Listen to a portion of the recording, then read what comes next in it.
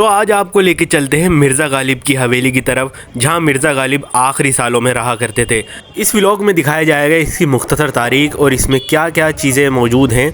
तो आइए व्लॉग को शुरू करते हैं। तो हम अभी आ चुके हैं बल्ली मारान के इलाके गली कासिम जान के अंदर, जहां पर मिर्ज़ा गालिब की हवेली मौजूद है।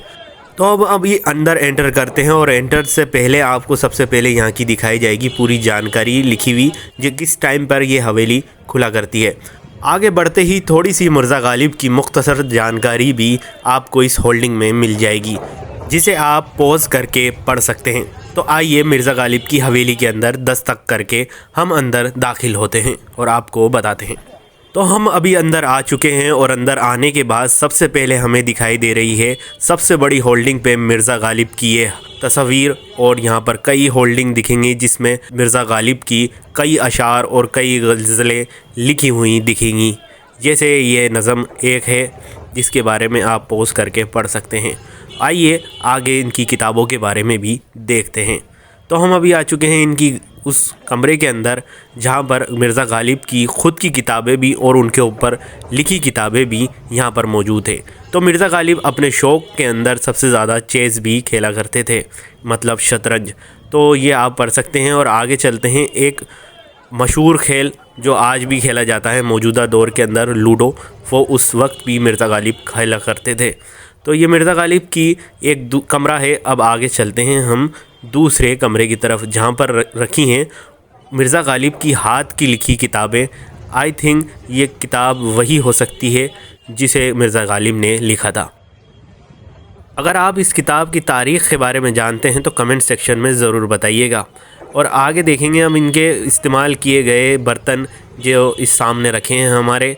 अब हम देखेंगे मिर्ज़ा गालिब की एक और शायरी और या नज़्म या आप पढ़ सकते हैं। और अब दिखेगा मिर्ज़ा गालिब का एक बेहतरीन मुजस्समा जिसे तैयार किया गया है लोगों को बताने के लिए कि मिर्ज़ा गालिब कैसा रहा करते थे।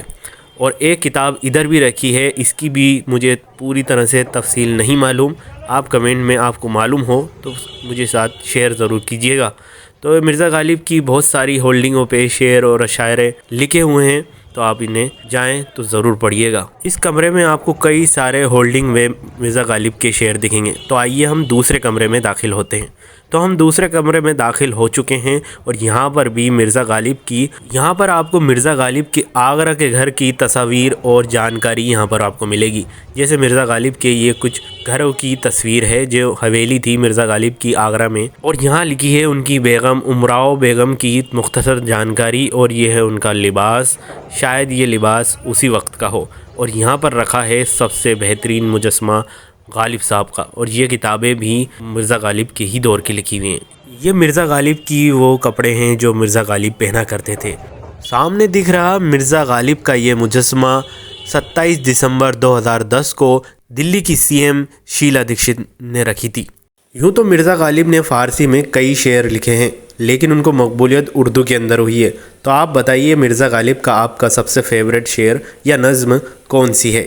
तो ये थी मिर्ज़ा गालिब की हवेली, जिसको हमने एक्सप्लोर करके आपको दिखाया। मुख्तसर तौर पर ये एक छोटी सी हवेली है, इसमें छोटे से नज़्म हैं उनकी लिखी हुई हैं, तो आप पढ़ सकते हैं रोक रोक के।